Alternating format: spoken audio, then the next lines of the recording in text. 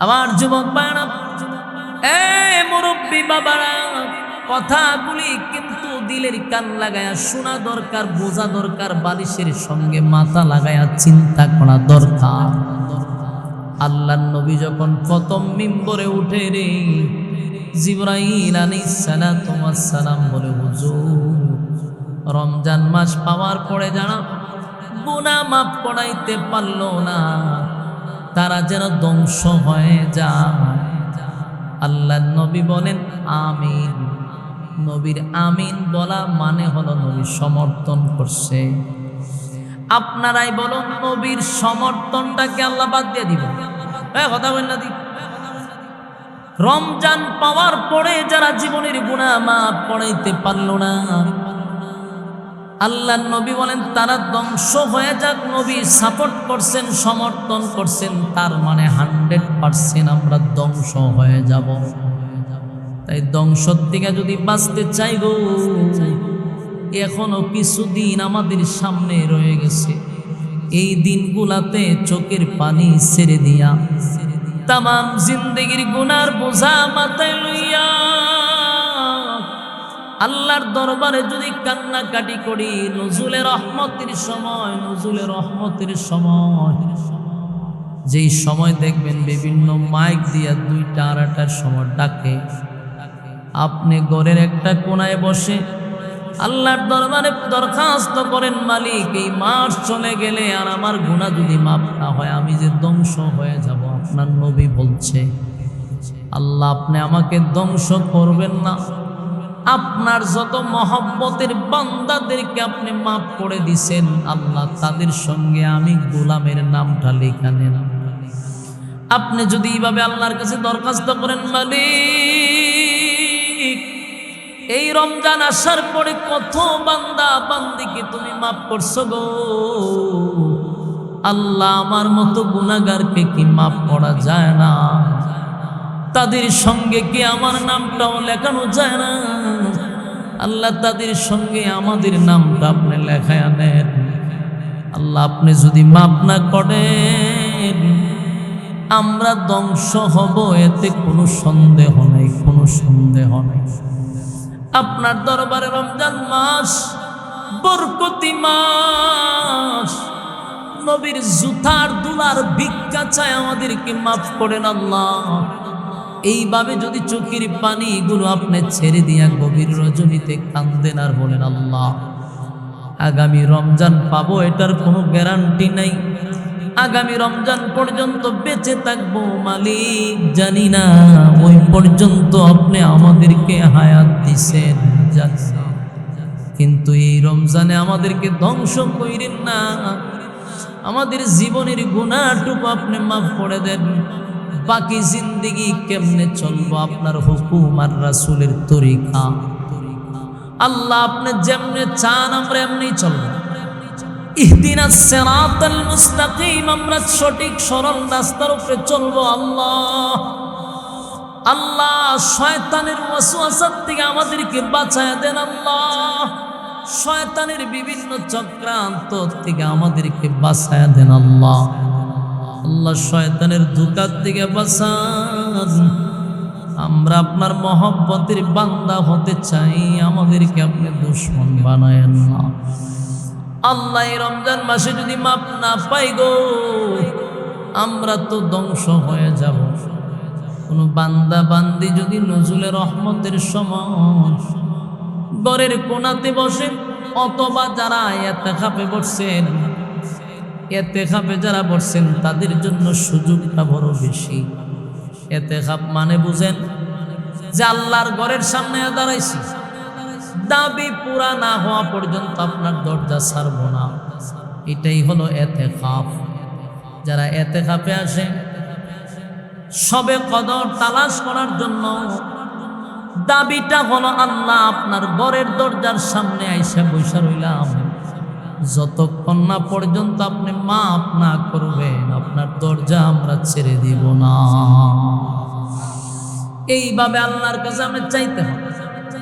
বিশেষ করে বেজুর রাত্রিগুলোতে পাগলের মতো কান্নাকাটি করতে হবে, কারণ এই রাত্রিতে আল্লাহ 1000 রাত্রির সমান নয়, 1000 বছরের ইবাদত বন্দেগীর সমান।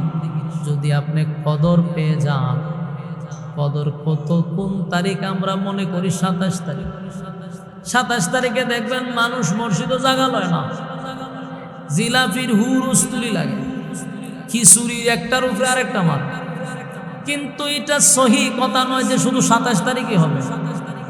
বেজুর রাত্রে যে কোনো রাত হয়ে যেতে পারে শবে কদর। তাই আমাদের উচিত প্রতিটা বেজুর রাত্রিতে এই শবে কদর তালাশ করা।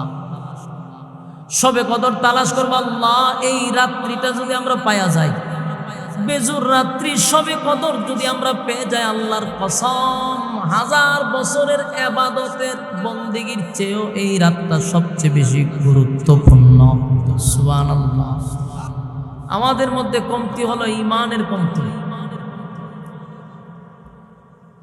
আজকে দেখেন আপনারা আরব দেশগুলা বুক বিলাসিতা নিয়ে ব্যস্ত। এরা কত বুক বিলাসিতা করবে, নারী নিয়ে বুক বিলাসিতা নিয়ে এরা ব্যস্ত আছে। হাজার হাজার মুসলমান প্রতিদিন মারতেছে, কিন্তু এই গাদ্দার জাহেল আরব দেশগুলি চুপ করে বসে আছে। আপনি দোষ দিবেন কারে? সবচেয়ে বড় গাদ্দার পৃথিবীর মধ্যে সৌদির চেয়ে গাদ্দার কেউ নাই। খালি রাসূলের দেশ, আল্লাহর ঘর, এখানে এই জন্য আমরা সম্মান করি না। ওই আরব দেশের মানুষ জুতা দা ভিড়াইল, কারণ এটি তো নারী নিয়া আর মুখ বিলাসিতে নিয়ে ব্যস্ত। আমরা শুধু মহব্বত করি নবী আর আল্লাহর ঘরের জন্য, আর না হয় এদের কোনো ইজ্জত সম্মান ছিল না। নবীর আসার, দুনিয়াতে আসার আগেও এদের কোনো ইজ্জত সম্মান ছিল না। কিন্তু আল্লাহর রাসূল আসার কারণে এই বাক্কা মক্কা হয়েছে, ইয়াসরিব মদিনাতুল মুনাওয়ারা হয়ে গেছে। এই ইউরোপ দেশগুলিকে একদিনের ব্যবধানে সবগুলারে সাইজ করা সম্ভব, শুধু আরব গোষ্ঠী যদি এক হয়। যদি ঘোষণা দেয় আমরা তোরা তেল দিব না, ইহুদি সব সুযোগ হয়ে যেত। কারণ এরা তেল দেয় আর মুসলমানের বুকে গুলি করে।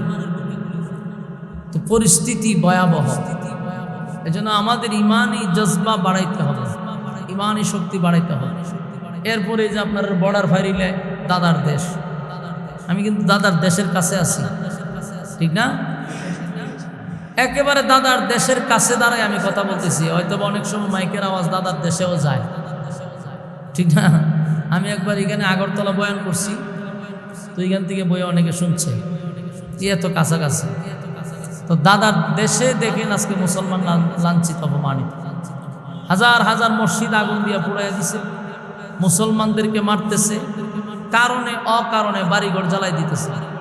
এরা মুসলমান মাইরা রক্ত দিয়া গোসল কইরা আবার বাংলাদেশের বিরুদ্ধে বক্তব্য দেয়।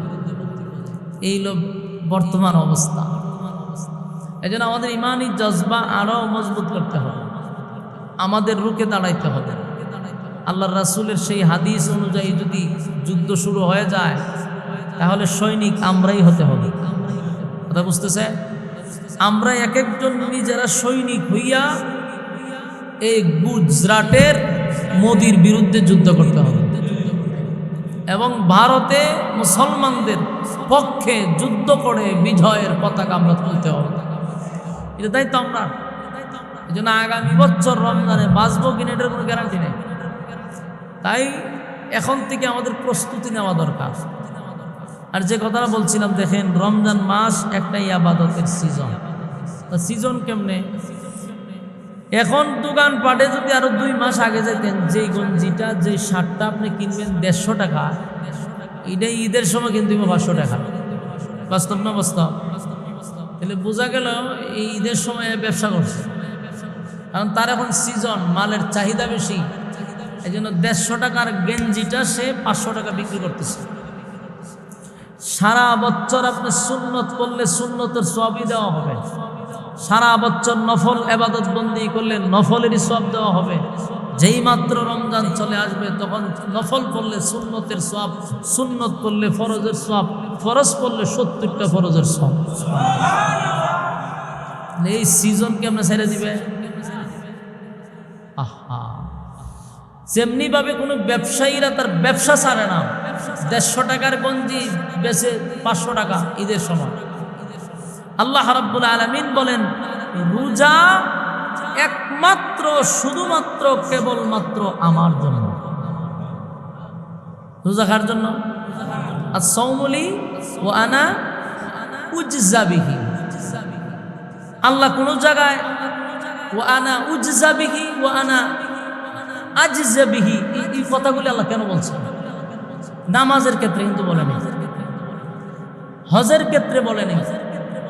আপনি দেখেন অন্যান্য কোনো বিষয়ে এই কথাগুলি আল্লাহ বলে নাই, কিন্তু রোজার ক্ষেত্রে বলছে। নামাজ আমার জন্য আল্লাহ এই কথা বলে নাই, আল্লাহ হজ আমার জন্য এই কথা বলে নাই, যাকাত আমার জন্য এই কথা বলে নাই। কিন্তু আমরা তো নামাজ পড়ি আল্লাহর জন্য, আমরা যাকাত দেই আল্লাহর জন্য, আমরা ইবাদত বন্দেগী করি আল্লাহর জন্য, কিন্তু আল্লাহ বলতেছে রোজা আমার জন্য। এখন প্রশ্ন, আমরা নামাজ কার জন্য করি? ইন্না সালাতি ওয়া নুসুকি ওয়া মাহইয়ায়া ওয়া মামাতি লিল্লাহি রাব্বিল আলামিন। ইন্না সালাতি ওয়া নুসুকি ওয়া মাহইয়ায়া ওয়া মামাতি লিল্লাহি রাব্বিল আলামিন। আমার নামাজ, আমার রোজা, আমার হজ, আমার যাকাত যা কিছু করি সব লিল্লাহি রাব্বিল আলামিন, আল্লাহর জন্য। নামাজ রোজা সবকিছু আল্লাহর জন্যই করি, কিন্তু আল্লাহ শুধু রোজার ক্ষেত্রে বলছে যে রোজা আমার জন্য। এর কারণটা কি? রোজা আমার জন্য বলার কারণটা কি? নামাজ যারা পড়ে এই নামাজ এটা আল্লাহর জন্য হয়, আবার লোক দেখানোর জন্য পড়া যায়। বলুন, নামাজ আল্লাহর জন্য পড়া যায়, লোক দেখানোর জন্য। মনে করেন এক বেচারা আসছে আপনার অনুষ্ঠানে, জীবনে কোনোদিন নামাজ পড়ছেন, আপনার দাওয়াত পেয়ে আসছে, বিশাল এক মজমা, সবাই নামাজি, কিন্তু হে জীবনে নামাজ পড়ে না। এখন সবাই নামাজের কাতারে দাঁড়ায় গেছে, হে চিন্তা করছে যে আমি জীবনে নামাজ পড়ছি না, এখন এই সমাজের মধ্যে যদি পয়সা দিই তো সরম, বাস এও দাঁড়ায় গেছে। কি এর উজু তা হোক বা না তা হোক, উজু টুজু নাই, এমনি খারি গেছে। এই যে লোকটা দাঁড়াইলো, এটা কি আল্লাহর জন্য? বলো না, এটা আল্লাহর জন্য নেই। তাহলে কেন দাঁড়াইছে? সামাজিকতা বোঝানোর জন্য সে দাঁড়াইছে। তাহলে বোঝা যায় এই নামাজটা মানুষকে দেখানোর জন্য। নামাজ মানুষকে দেখানোর জন্য সে পড়তে পারছে। হজ বিশাল বড় একটা ইবাদত। এখন আপনার টাকা পয়সা আছে, মানুষ আপনাকে টিটকারি করতেছে, ভাই এত ধন সম্পদ, আপনি হজটা করে আসেন না কেন? একটা পর্যায়ে বেচারা চিন্তা করলো, আমার এত ধন সম্পদ, এখন যদি হজ নাও করি মানুষে তো আমাকে শরম দিবে, আবার হাজিরা লাগানো দরকার। তাই বেচারা চলে গেল কোথায়? মক্কায় গিয়া নাম পালাইছে হাজি। বলুন, নাম পালাইছে কি? কিন্তু ফাজিগিরি কি কমছে? দেশ হয় একের পুরা আগের মতো ফাজি, কিন্তু নামটা লাগাইছে হাজি। এই যে হাজি লাগাইছে এটা আল্লাহর জন্য না লোক দেখানোর জন্য? আমার কথা কি বিরক্ত হইতেছে? বিরক্ত হইয়েন না, ইডি ওয়াজ, এছাড়া ওয়াজ নাই তো। ইডি যদি ওয়াজ না মনে করেন তাহলে আমার ওয়াজ শোনা দরকার না, বাড়ি যান গা। আপনি কিতা ওয়াজ শুনতে চাইতেছেন? আসমানের উপরের ওয়াজ শুনবেন আর খবরের নিচের ওয়াজ। বাস্তবতা মিলান, বাস্তবতা মিলান, কথাগুলি আপনি অ্যানালাইজ করেন। টাকা থাকলে মানুষ হাজি হয়, কিন্তু ফাজিগিরি ছাড়ে না। নামের আগে হাজি লাগানো ঠিকই আছে, কিন্তু হে ফাক্কা ফাজি। কেন ফাজি হয়ে রয়েছে? কারণ সে তো হজ করতে গেছে সমাজকে বোঝানোর জন্য যে আমার টাকা আছে, আমি একটা হাজি লাগানোর দরকার আমার এই মুহূর্তে, তাই হাজি লাগাইছে, হাজি লাগাই এসে পড়ছে। কিন্তু এটা আল্লাহর জন্য নয়, এটা এলাকাকে বোঝানোর জন্য, মানুষকে সন্তুষ্ট করার জন্য। তাহলে বোঝা গেল হজও মানুষকে দেখানোর জন্য করা যায়। এবার আসুন জাকাত। জাকাত এটা আল্লাহর জন্য, কিন্তু এটা মানুষকে দেখানো যায়। যেমন দেখবেন এখন ঈদের এই কাছাকাছি চলে আসছে না, আমাদের গ্রাম, আপনার এলাকা না, আপনাদের এলাকার কথা আমি বলবো না, আমি আমার এলাকার কথাই কই, যে তারা কোনো গুছাওয়ার কিছু নাই। এই সময়টায় আসলে দেখবেন কিছু দানবীর আছে, 150 টাকা গুড়া কয়েকটা কাপড় কিনে আনে, তাই না টাল করে। হ্যাঁ, লাইনে টাল করে তুইয়া 2-4টা মোবাইল লাইনে খানা করে রাখে, এরপরে লাইন ধরায় একটা করে দেয় আর এইভাবে 2-3টে ছবি মারে। উনি জাকাত দিতেছে, জাকাত দিতেছে না, মানুষগুলার অসম্মান করতেছে। যারা আইছে এরা তো লজ্জিত, এরা বিপদে পড়ে তোমার কাছে আসছে, আর তুমি দিলা একেবারে ছবি টুবি তুললে মানুষের কাছে প্রকাশ করে। তুমি কত বড় জালেম, পেটের দায়ে তোমার কাছে আসছে, তুমি এটা দিছো আবার 10টা ছবি তুললে একটা ছেড়ে দিছো। তো তে গ্রামে মুখ দেখাইতো কেমনে? সেটাই ছিল পেটের কি দেন, গ্রামে মুখ দেখাইব কেমনে?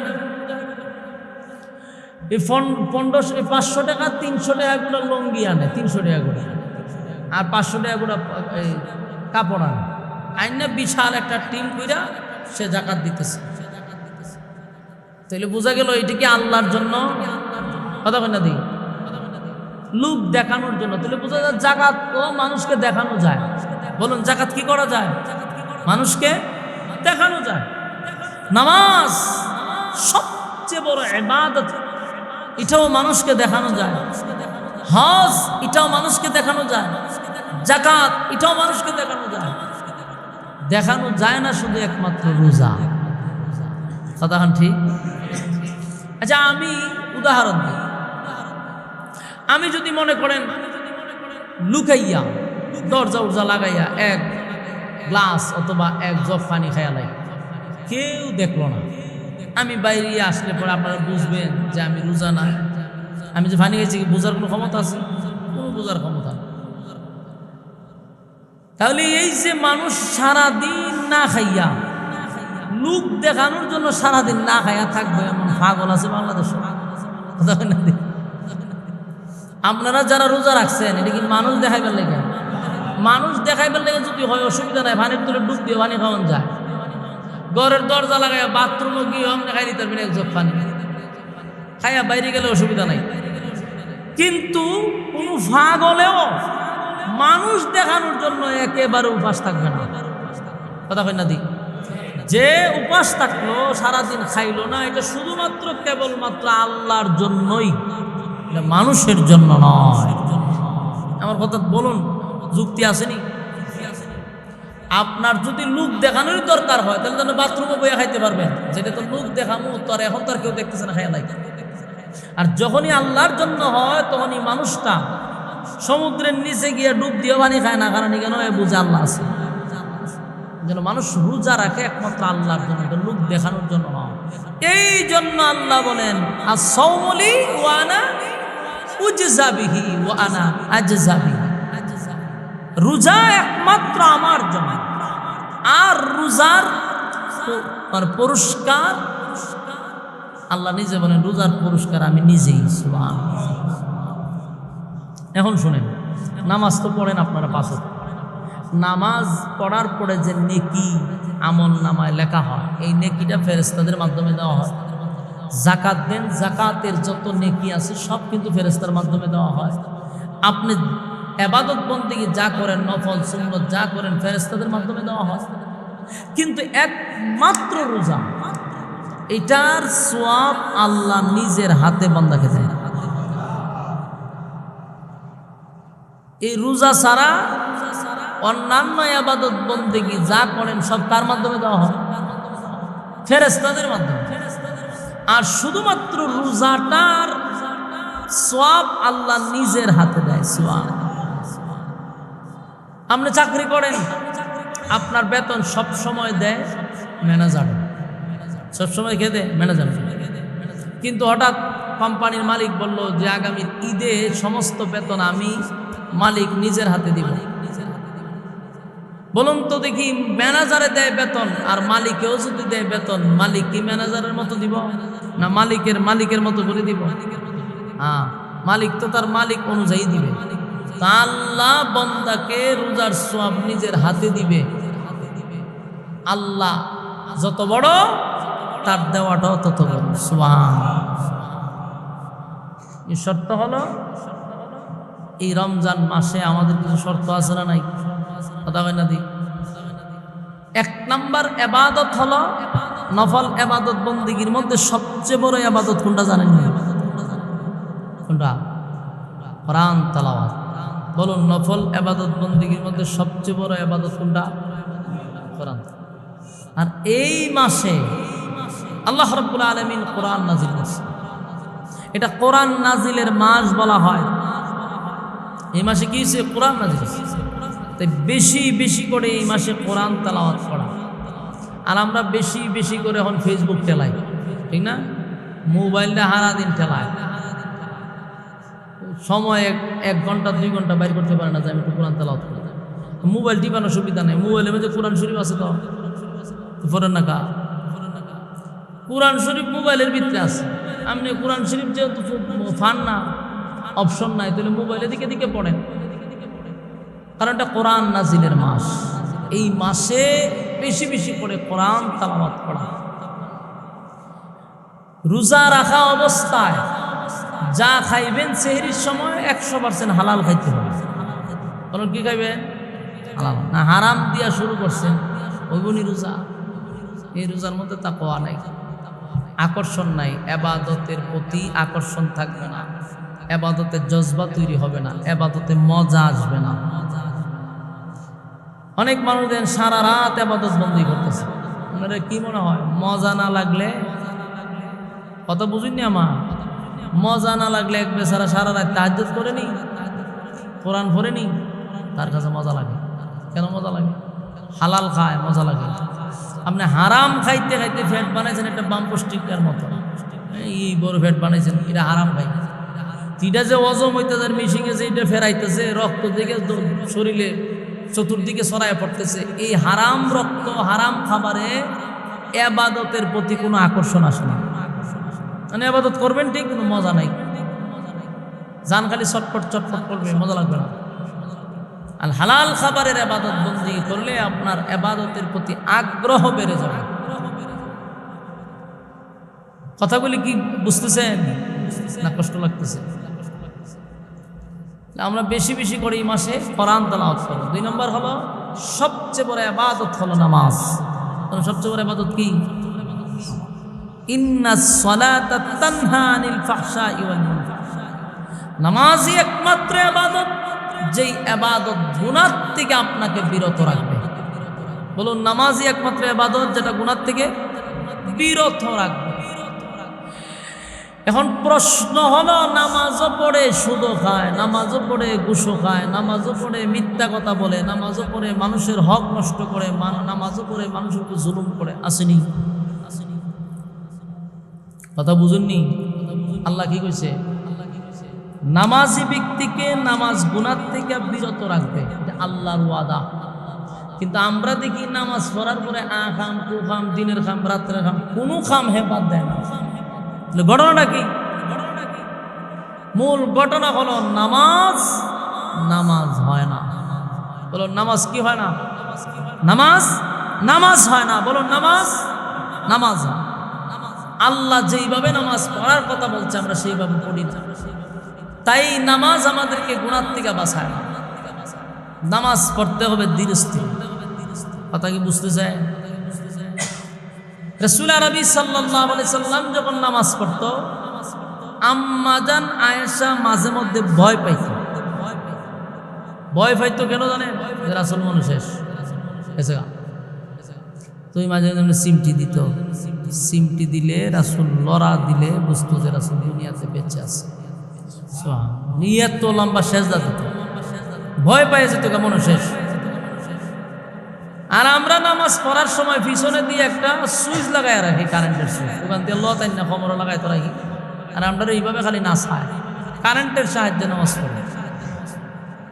মসজিদ তো করছেন, মুসল্লি কত প্রকার, কি কি উদাহরণস্বরূপ আমি বলে দিতে পারবো। আর ইমামতি কইরা আমি জানাইছি কত কোয়ালিটির যে মুসল্লি আছে। কেউ আছে কারেন্টের সাহায্যে নামাজ পড়ে, বিদ্যুৎ গতিতে নামাজ পড়ে। এই নামাজ পড়তেছে 60 বছর ধরে, যার কারণে নামাজে সে মজা পায় না। আর নামাজে তারা 4 পয়সার কোনো উপকারও আসে না। নামাজ পড়েও গুনাহ থেকে বাঁচে না। নামাজ পড়েও সুদ খাইতেছে, নামাজ পড়েও ঘুষ খাইতেছে, নামাজ পড়েও মানুষকে ওজনে কম দিতেছে, নামাজ পড়েও মিথ্যা কথা বলতেছে। কেন? নামাজ নামাজ হচ্ছে না। নামাজ ভাঙ্গে তার 19টা কারণ আছে। বলুন নামাজ ভঙ্গের কয়টা কারণ? এখানেও আমি শুধু দাঁড় করায় অধিকাংশ আলেম সারা বলতেই পারবে না যে নামাজ করে ভাঙ্গে। তা আমরা যদি এগুলা না জানি, নামাজের ওয়াজিব আছে 14টা, আমরা এইগুলো অনেকেই জানি না।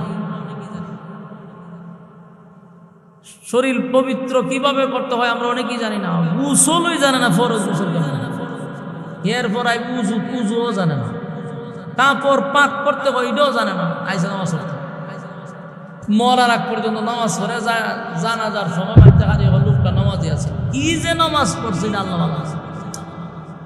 এগুলোর থেকে আমাদের ফিরে আসতে হবে। আল্লাহ বলেন ইন্নাস সালাতা তানহা আনিল ফাহশাই ওয়াল মুনকার। নামাজ এমন একটা ইবাদত, যে ইবাদতের মাধ্যমে বান্দাকে গুনাহ থেকে নামাজ কিন্তু বিরত রাখে। যদি নামাজ হয়, বলুন যদি কি হয়? যদি নামাজ হয়, তাহলে নামাজি ব্যক্তিকে গুনাহ থেকে আমার আল্লাহ বিরত রাখবে। কিন্তু আমাদের নামাজ যদি নামাজ না হয়, মরার আগ পর্যন্ত নামাজ পড়লেও কাম হবে না। ওই যে নামাজও দাঁড়ায় ওই যে নতুন বানাইছে না মসজিদ, ওইটার ভাই সাহেব থাকবে, না গোল্ডেন কালারটা খুব সুন্দর, এইভাবে নামাজও বাঁধছে, এইভাবে বাঁধে এখন নামাজ আল্লাহ সুন্দরী কাজ করছে। মেসকুটটাও বালা, মোটামুটি খারাপ না, ডিজাইনটা সুন্দর হয়েছে। তবে এখানটা অন্য কালার হইলে ভালো আছে। নামাজও হারিয়ে সিদ্ধান্ত নেয়, এবারে ফ্যান খড়া লাগাইছে তো বুঝনা লাগে, ক্যালেন্ডার তার সামনে একটা থাকে, এটা পুরাটা পুরা লাগে। এরকম মুসল্লি আপনারা চোখও পড়ছে নি, আমার চোখও পড়ছে। আচ্ছা বলছেন এই যে নামাজ, এই নামাজে তার 4 পয়সা ফায়দা হইব। তারাবি চলতেছে না, তো এটি কিতা করে ইমাম আবির সাহেব যখন আল্লাহু আকবার কয়, লাম্বাইয়া করে থাকে। যখন আবির সাহেবের পড়া শেষ, দৌড়তে আল্লাহু আকবার, এইটাতে ফাইজলামি, এটা নামাজ না তো। এইটা এই ফাইজলামি প্রত্যেক মসজিদে চলে।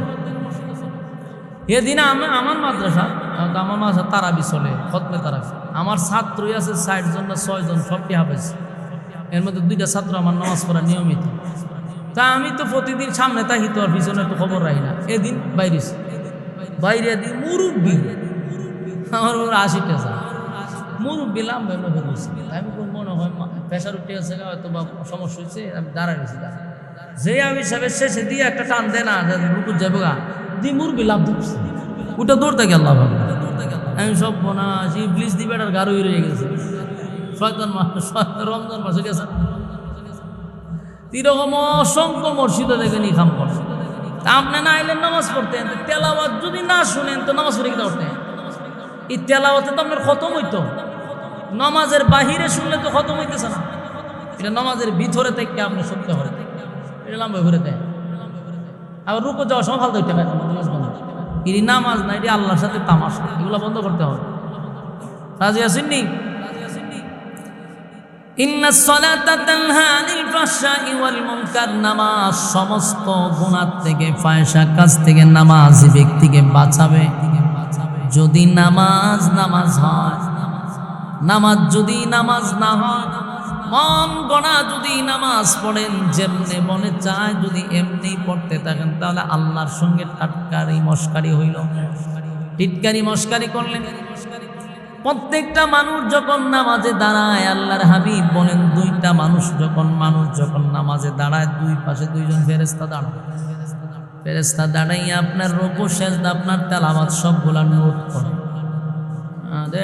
একটা আছে না নামাজ ভঙ্গের আমলে কাসির পড়া, আমলে কাসির বুঝিনি, ইতেটা করেন টুপি লাগা, চশমা ঠিক করে এদিকে চাওয়া, ইতারা আমলে কাসির। এগুলা নামাজ ভঙ্গের কারণ। ওমা পুরা 2 হাত টুপি লাগাইতেছে, লাগাই আবার শার্টের বুতাঙ্গ লাগায় আমরা নিজে দেয়, ঠিক আছে, এরপর আবার একটা বাঁধতে নামাজ হইতো না তো, ভেঙেছে।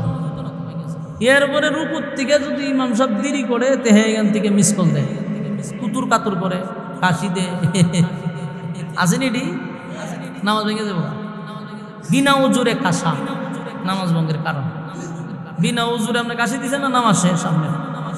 আবার কোনোটা দিন নামাজ আসিও মারে, একটা গুতায় হাত পুতানি দেয়, তিনি আসে আসস দে, নামাজ তো বাংছে তো রুজু ভেঙেছে। নামাজ আসি দিলে কি হয়? খালি নামাজ ভাঙে না উজুও ভাঙে? হ্যাঁ, উজুও শেষ। তো কয়জনে জানে এই মাসলা? এই ফাইজলামি তো মসজিদও করে। আর রমজান মাসে এটি বেশি করে। তারাবি জীবন আয় না নামাজও তারাবি তাই আয় একটারে গুতায় আর একটা ইটা গুতায় এটারে, এগুলো বাদ দিতে হবে। রমজান মাস ইবাদত বন্দেগীর মাস, সেই মাস আল্লাহর কাছে বড় গ্রহণযোগ্য। আপনি এমনি যদি সুন্নত পড়েন তো সুন্নতের সব পাইলেন, আর এই মাসে যদি আপনি সুন্নত পড়েন ফরজের সব দেওয়া হবে। সুবহানাল্লাহ। কোন বান্দা বান্দি যদি একটা ফরজ পড়ে 70টা ফরজের সওয়াব আল্লাহ দেয়, তার মানে এই মাসটা হলো ইবাদতের মাস, ইবাদতের সিজনের মাস। এই মাসটাকে হেলায় হেলায় কিন্তু চলে গেছে রে। আজকে কিন্তু প্রায় 23 রমজান রানিং চলতেছে। বলুন তো আর কয়দিন আছে? আর 7-8 দিন আছে। এই মাসটা চলে যাওয়ার পরে আপনি আমি তো খুশিতে আনন্দে হয়তো বা ঘরের ভিতরে সেমাই পাক করব। এই মাস চলে যাওয়ার কারণে অনেক মানুষ আনন্দে বিরিয়ানি পাক করবে, নতুন নতুন ড্রেস আপ পরিধান করবে। কিন্তু এমন আল্লাহর বান্দারা আছে এই মাস চলে যাওয়ার কারণে কাঁদতে কাঁদতে কাঁদতে তারা অজ্ঞান হয়ে যায়, চোখের পানি ছেড়ে দিয়া কাঁদতে আর বলে, মালিক এই মাস কি আমার হায়াতের জিন্দেগিতে আর কোনোদিন পাবো গো? মানুষগুলা গুনগাইয়া গুনগাইয়া কান্দে, নজুলে রহমতের সময় কান্দে, আল্লাহ এই মাস আমাদের কাছ থেকে চলে যাচ্ছে, এই মাস কি আর কোনোদিন আমার হায়াতের জিন্দেগিতে আমি পাবো? বহু মানুষ কান্দে আর বহু মানুষ আনন্দ ফুর্তি করে। বাস্তব না অবাস্তব? আল্লাহওয়ালা যারা, আল্লাহর বন্ধু যারা রমজান মাসে তারা ইবাদত বন্দি করে বড় মজা পায় রে। কারণ এই মাসে ডাবল বোনাস আর বোনাস আর বোনাস। তবে একটা কথা জেনে রাখো, প্রথম ছিল রহমতের 10 দিন, আমাদের কপাল খারাপ সেটা চলে গেছে। এরপরের 10 দিন ছিল মাগফিরাতের 10 দিন, কপাল খারাপ হওয়ার কারণে সেটাও চলে গেল। এখন আছে নাজাতের 10 দিন, এটাও চলে যাবে। রহমতের 10 দিনে যারা রহমত পাইল না, মাগফিরাতের 10 দিনের ভিতরে গুনাহ যারা মাফ করাইতে পারল না, নাজাতের 10 দিনেও যারা জিন্দেগির গুনাহ মাফ করাইতে পারল না, আল্লাহর নবী বলেন এরা ধ্বংস, এতে কোনো সন্দেহ নেই। নাউজুবিল্লাহ। আমার যুবক ভাইরা, মুরব্বী বাবারা, কথাগুলি কিন্তু দিলের কান লাগায়া শোনা দরকার, বোঝা দরকার, বালিশের সঙ্গে মাথা লাগায়া চিন্তা করা দরকার। আল্লাহর নবী যখন প্রথম মিম্বরে উঠে রে, জিবরাইল আলাইহিস সালাতু ওয়াস সালাম বলে, হুজুর রমজান মাস পাওয়ার পরে যারা গুনাহ মাফ করাইতে পারল না তারা যেন ধ্বংস হয়ে যায়। আল্লাহর নবী বলেন আমিন। নবীর আমিন বলা মানে হলো নবী সমর্থন করছে। আপনারাই বলুন, নবীর সমর্থনটাকে আল্লাহ বাদ দিয়ে দিব? কথা বল না দি। রমজান পাওয়ার পরে যারা জীবনের গুনাহ মাফ করাইতে পারল না, আল্লাহর নবী বলেন তারা ধ্বংস হয়ে যাক। নবী সাপোর্ট করছেন, সমর্থন করছেন, তার মানে 100% আমরা ধ্বংস হয়ে যাব। তাই ধ্বংসর থেকে যদি বাঁচতে চাই গো, এখনো কিছুদিন আমাদের সামনে রয়ে গেছে। এই দিনগুলাতে চোখের পানি ছেড়ে দিয়া তামাম জিন্দেগির গুনার বোঝা মাথায় লইয়া আল্লাহর দরবারে যদি কান্নাকাটি করি, নজুলে রহমতের সময়, নজুলে রহমতের সময়, যেই সময় দেখবেন বিভিন্ন মাইক দিয়া 2টা 2:30টার সময় ডাকে, আপনি ঘরের একটা কোনায় বসে আল্লাহর দরবারে দরখাস্ত করেন, মালিক এই মাস চলে গেলে আর আমার গুনাহ যদি মাফ না হয় আমি যে ধ্বংস হয়ে যাব। আপনার নবী বলছে, আল্লাহ আপনি আমাকে ধ্বংস করবেন না, আপনার যত মহব্বতের বান্দাদেরকে আপনি মাফ করে দিছেন, আল্লাহ তাদের সঙ্গে আমি গোলামের নামটা লেখা নেন। আপনি যদি এইভাবে আল্লাহর কাছে দরখাস্ত করেন, মালিক এই রমজান আসার পরে কত বান্দা বান্দিকে তুমি মাফ করছো গো আল্লাহ। আমার মতো গুনাহগারকে কি মাফ করা যায় না? তাদের সঙ্গে কি আমার নামটাও লেখানো যায় না? আল্লাহ তাদের সঙ্গে আমাদের নামটা আপনি লেখায় আনেন আল্লাহ। আপনি যদি মাফ না করেন আমরা ধ্বংস হব, এতে কোনো সন্দেহ নেই, কোনো সন্দেহ নেই। আপনার দরবারে রমজান মাস বরকতি মাস, নবীর জুতার দুলার ভিক্ষা চায় আমাদেরকে মাফ করেন আল্লাহ। এইভাবে যদি চোখের পানিগুলো আপনি ছেড়ে দিয়া গভীর রজনীতে কান্দেন আর বলেন আল্লাহ আগামী রমজান পাবো এটার কোনো গ্যারান্টি নাই, আগামী রমজান পর্যন্ত বেঁচে থাকবো মালিক জানি না, ওই পর্যন্ত আপনি আমাদেরকে হায়াত দিছেন কিন্তু এই রমজানে আমাদেরকে ধ্বংস কইরেন না, আমাদের জীবনের গুনাহটুকু আপনি মাফ করে দেন। বাকি জিন্দেগি কেমনে চলবো আপনার হুকুম আর রাসূলের তরিকা। আল্লাহ আপনি যেমনে চান আমরা এমনি চলবো। ইহদিনাস সিরাতাল মুস্তাকিম, আমরা সঠিক সরল রাস্তার উপরে চলবো আল্লাহ। আল্লাহ শয়তানের ওয়াসওয়াসার থেকে আমাদেরকে বাঁচায় দেন আল্লাহ, শয়তানের বিভিন্ন চক্রান্ত থেকে আমাদেরকে বাঁচায় দেন আল্লাহ। আল্লাহ শয়তানের ধোঁকার থেকে বাঁচান, আমরা আপনার মহব্বতের বান্দা হতে চাই, আমাদেরকে আপনি দুশমন বানায়েন না আল্লাহ। এই রমজান মাসে যদি মাপ না পাই গো আমরা তো ধ্বংস হয়ে যাব। কোনো বান্দা বান্দি যদি নজরুলের রহমতের সময় ঘরের কোণাতে বসে অথবা যারা ইতিকাফে বসছেন, ইতিকাফে যারা বসছেন তাদের জন্য সুযোগটা বড় বেশি। ইতিকাফ মানে বুঝেন যে আল্লাহর ঘরের সামনে দাঁড়াইছি, দাবি পুরা না হওয়া পর্যন্ত আপনার দরজা ছাড়বো না, এটাই হলো ইতিকাফ। যারা ইতিকাফে আসে সবে কদর তালাশ করার জন্য, দাবিটা হলো আল্লাহ আপনার ঘরের দরজার সামনে আইসা বৈশা রইলাম, যতক্ষণ না পর্যন্ত আপনি মাফ না করবেন আপনার দরজা আমরা ছেড়ে দিব না। এইভাবে আল্লাহর কাছে আমরা চাইতে হবে। বিশেষ করে বেজুর রাত্রিগুলোতে পাগলের মতো কান্নাকাটি করতে হবে, কারণ এই রাত্রিতে আল্লাহ হাজার রাত্রির সমান নয়, হাজার বছরের ইবাদত বন্দেগীর সমান। যদি আপনি কদর পেয়ে যান, কদর কত কোন তারিখ আমরা মনে করি 27 তারিখ, 27 তারিখে দেখবেন মানুষ মসজিদও জাগা লয় না, জিলাপির হুরুস্তুলি লাগে, খিচুড়ি একটার উপরে আরেকটা মার। কিন্তু এটা সহি কথা নয় যে শুধু 27 তারিখে হবে, বেজুর রাত্রে যে কোনো রাত হয়ে যেতে পারে সবে কদর। তাই আমাদের উচিত প্রতিটা বেজুর রাত্রিতে এই সবে কদর তালাশ করা, সবে কদর তালাশ করবো। আল্লাহ এই রাত্রিটা যদি আমরা পাওয়া যাই, বেজুর রাত্রি সবে কদর যদি আমরা পেয়ে যাই, আল্লাহর কসম হাজার বছরের ইবাদতের বন্দেগীর চেয়েও এই রাতটা সবচেয়ে বেশি গুরুত্বপূর্ণ। সুবহানাল্লাহ।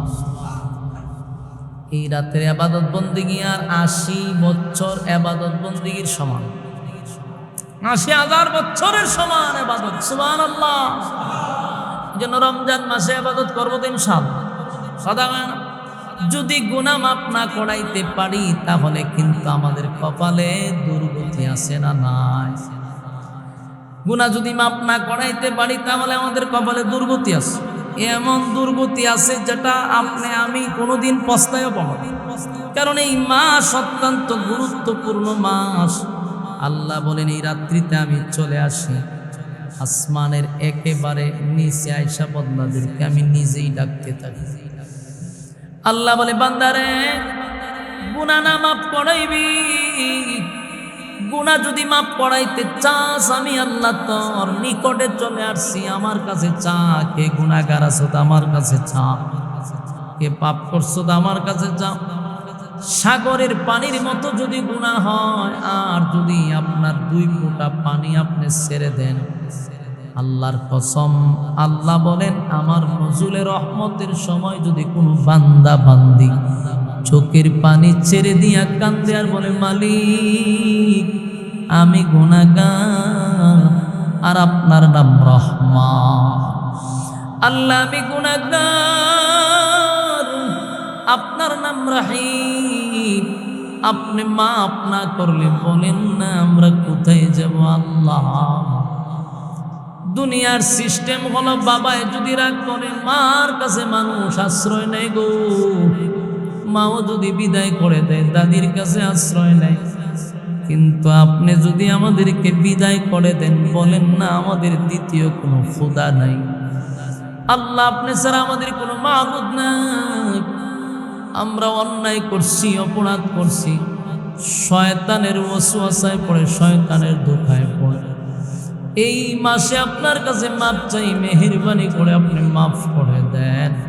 এইভাবে যদি প্রত্যেকটা মানুষ কান্নাকাটি করে, আল্লাহর কসম, আল্লাহর কসম, আল্লাহ বলেন আমার নজুলের রহমতের সময় বান্দার চোখের পানি আমি বরদাস্ত করতে পারি না। আমি আল্লাহর রহমতের মধ্যে জোশ উঠে যায় রে, আমি ফেরেশতাদেরকেও সাক্ষী রাখি, দেখ ফেরেশতারা তোরাই তো নিষেধ করছ মানুষ যেন আমি না বানাই, কিন্তু মানুষ গুনাহ করার পরে অনুতপ্ত, গুনাহ করার পরে লজ্জিত। আজকে বান্দা আমার কাছে মাপ চায় জাহান্নাম না দেখে জাহান্নামের ভয় করে, জান্নাত না দেখে জান্নাতের আশা করে রে। আমি আমার বান্দাদের চোখের পানি গড়াইয়া পড়ার আগে আগে জিন্দেগির গুনাহ মাফ করে দিলাম। আমার যুবক ভাইদের কাছে বলি, এ যুবক ভাইরা, প্রতিদিন মোবাইল নিয়ে আমরা ব্যস্ত থাকি, ঘন্টার পর ঘন্টা, ঘন্টার পর ঘন্টা। অন্তত পক্ষে রমজান মাস বরকতের মাস, নাজাতের মাস, মাগফিরাতের মাস, গুনাহ মাফের মাস, এই মাসটা কিন্তু আগামী বছর পাবো এটার কোনো গ্যারান্টি নাই। কারণ কত মানুষ অ্যাক্সিডেন্টে মারা যায়, বৃদ্ধ মরে কম, এখন বেশিরভাগ যুবক মরে স্ট্রোকে মারা যায়। আগে স্ট্রোক ছিল না, ব্লক ছিল না, এখন স্ট্রোক হয়, ব্লকও হয়। এই জন্য বৃদ্ধ মরার সংখ্যা কম, যুবক মরার সংখ্যা বেশি। তাই বেড়াগিরি দেখা এখন লাভ নেই। আগামী বছর রমজান পাবো এটার কোনো গ্যারান্টি নাই রে। তাই আমাদের দায়িত্ব হলো এই রমজান মাসে আল্লাহর কাছে পছন্দনীয় বান্দা হওয়া। কথা হয় না? বলুন আল্লাহর কাছে কি হইতে চায়? আল্লাহর কাছে পছন্দনীয় বান্দা হতে চায়। এই রমজানে আল্লাহ বহু বান্দারে মাফ করে দিবে। এদের মধ্যে যেন আমাদের নামটা থাকে, আমাদের নামটা যেন এই লিস্টে থাকে। তো এই লিস্টে যে আমাদের নাম থাকবো, আমরা তো এই কাজ করতেই পারবো। কথা বলে দিই, প্রত্যেক রমজানে আল্লাহ বহু মানুষকে মাফ করে দেয়। শুধু মানুষ মাফ করে এমন নয়, বহু গুরুস্থানের কবর আযাব আল্লাহ মাফ করে দেয়। চিরস্থায়ী আল্লাহ আযাব বন্ধ করে দেয়, বহু আযাব বন্ধ করে দেয়। তা আমি তুই দরখাস্তটা পৌঁছাইতে হবে যে আল্লাহ এই মজলিসে আমারও শরীক করেন, এই গুরুস্থানের আমার আত্মীয় স্বজন, আমার মা বাবা আছে, আল্লাহ অসংখ্য কবরের আযাব যেহেতু আপনি মাফ করবেন, আমার আব্বা আম্মার কবরের আযাব আপনি মাফ করে দেন। আল্লাহর কাছে দরখাস্ত করতে হবে। আর এই দরখাস্ত কি এমপি সাহেবের মাধ্যমে করবেন, মেম্বারের মাধ্যমে, চেয়ারম্যান না? এটা তো হারাম খাইয়া বইরি সিটির কাছে গিয়ে কিতা হইবে, সব হারাম কর। চেয়ারম্যান খন, মেম্বার খন, আর এমপি খন, আর মেয়র খন, সবগুলা হারাম কুর, এত কোনো সন্দেহ নাই। এটি তো হারাম কুর। এই জন্য নিজেরে হারাম মুক্ত করেন, এদের কাছে যাওয়ার দরকার নাই। তো এই দরখাস্ত হারাম কুরের কাছে যাওয়ার লাগে না, সবগুলা বদমাইশ আর বাটপারের কাছে যায় লাভ নাই। নিজেরা আপনি আত্মশুদ্ধি করেন, রাতের বেলা যায় নামাজ বিছান, দরখাস্ত ডাইরেক্ট দিয়ে দেন। চেয়ারম্যান বারবার বাটপার সিটারে গোনার টাইম আছে? কথা বলেন না। আপনি যখন মালিকের সাথে আপনার সম্পর্ক থাকবে, কর্মচারী গোনার টাইম আছে? কথা বলেন না। আপনি যদি আল্লাহর সাথে সম্পর্ক করে লাভ, দুনিয়ার কোন লোকের সাথে আপনার সম্পর্ক দরকার নাই। ওই উপর থেকে সিদ্ধান্ত হয়ে যাবে। আমার কথা বুঝেন আপনারা? হিম্মত রাখেন বুকে, হিম্মত রাখেন। হিম্মত যদি বুকে সাহস থাকে তা আপনি চিন্তা করেন আমার সাথে আল্লাহ আছে। দুনিয়ার চেয়ারম্যান না মেম্বার আর এমপি রে কোন টাইম আছে? কোনো টাইম নেই। আমি একটা বাস্তব ঘটনা আপনাদের শোনাই। আমার মাহফিলটা যখন প্রথম বন্ধ করে তখন কিন্তু মন্ত্রী আমার বিরুদ্ধে আছে। বলার একটা এক্সাম্পল দিতেছি, বোঝার চেষ্টা করে। মন্ত্রী কিন্তু আমার বিরুদ্ধে আছেন, জানেননি আপনারা, হয়তো সোশ্যাল মিডিয়াতে দেখছেন। মন্ত্রী ডাইরেক্ট বিরুদ্ধে ছিল, আর চেয়ারম্যান আওয়ামী লীগের নেতা ফেতা খেতা যা আছে সব বিরুদ্ধে। তা আমি একলা, তা আমার অনেকে পাগল বলছে যে ওনার মাথার সমস্যা আছে। কেন? ও সব বিরুদ্ধে একলা লড়তেছে, মার খেয়ে। আমি বলছি আল্লাহ যদি সাথে থাকে দুনিয়ার সব এক ফাইল গেল, বিজয় আমারই হবে ইনশাআল্লাহ। কেন? এটা আমি হিম্মত নিয়ে বলি, যার শক্তি নিয়ে আমি বলছিলাম। কারণ আমি তো জানি আমি কিনা করতেছি। আপনি যদি নিজে নিজে বুঝেন যে না আমি হকের উপরে আছি, আমি যা করতেছি হক কাজ করতেছি, শক্তি আপনি উপর থেকে পাইবেন। তো আমি এই শক্তি নিয়ে আলামছিলাম যে চেয়ারম্যান না কোন আর এমপি কোন মন্ত্রী কোন ভার্সিটি টেকাই তো মাহফিল তো আমি করাইছি। মন্ত্রীর বৈরাঙ্গুল দেয় মাহফিল করাইছি, চেয়ারম্যানেরা তো আমি গণি না। আমরা এলাকার চেয়ারম্যান আমি ওখানে গণি না। দেখুন টাইম আছে নাকি? কেন বলছি কথা জানেন?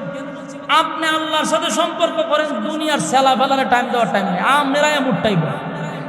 কারণ যদি কোনো বান্দাকে আল্লাহ ভালোবাসে তখন আল্লাহ ফেরেশতাদের মাধ্যমে চতুর্দিকে ঘোষণা দিয়ে দেয় যে এই বান্দাটার আমি ভালোবাসি।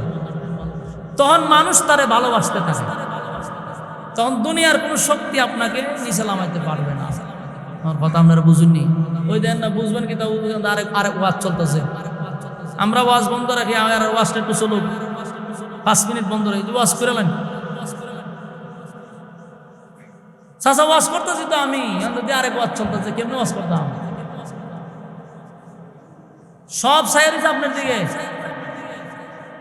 একটু সময় আমার পরে ওয়াজ চলবো, আমার ওয়াজ পরে। আপনারা ওয়াজ করতেছেন সব সাইরিসের দিকে, তা আমার গুরুত্বপূর্ণ ওয়াজ গেল। আপনারা কি রাগ করছেন আমার কথা? তাহলে আমি শেষ করতেছি, পরে আপনারা ওয়াজ শুনেন। যাই হোক, আলহামদুলিল্লাহ, গুরুত্ব না থাকলে কথা না বলা ভালো, বুঝছেন নি? জোর করে কথা বলা এটা আমার মেজাজের বাহিরে। যথেষ্ট ওয়াজ হয়েছে, এখন আপনারা আমার পরে মুরব্বীদের ওয়াজ শুনবেন ইনশাল্লাহ, মোনাজাত হইবে। এখন মসজিদ নির্মাণের কাজ, বাইতুল ফালা জামির মসজিদ কমপ্লেক্স, এটা শুভ উদ্বোধন, ওয়াজ ও দোয়ার মাহফিল। আপনারা উপস্থিত হয়েছেন, এটা একটা মহৎ কাজ। এই কাজে আপনারা শরীক হইতে রাজি আছেন তো ইনশাআল্লাহ? এখন আপনারা যদি শরীক হইতে চান তাহলে ইনশাআল্লাহ যে যতটুকু পারেন এই মসজিদে শরীক হইতে পারেন।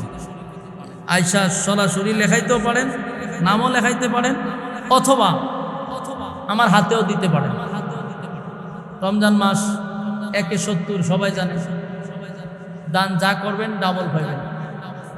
জলদি করেন, জলদি করেন, ওয়াজের মুড নষ্ট হয়েছে, জলদি করেন, জলদি করেন, সময় কম। আসেনি কেউ যে মসজিদ নতুন শুরু হয়েছে, এই যে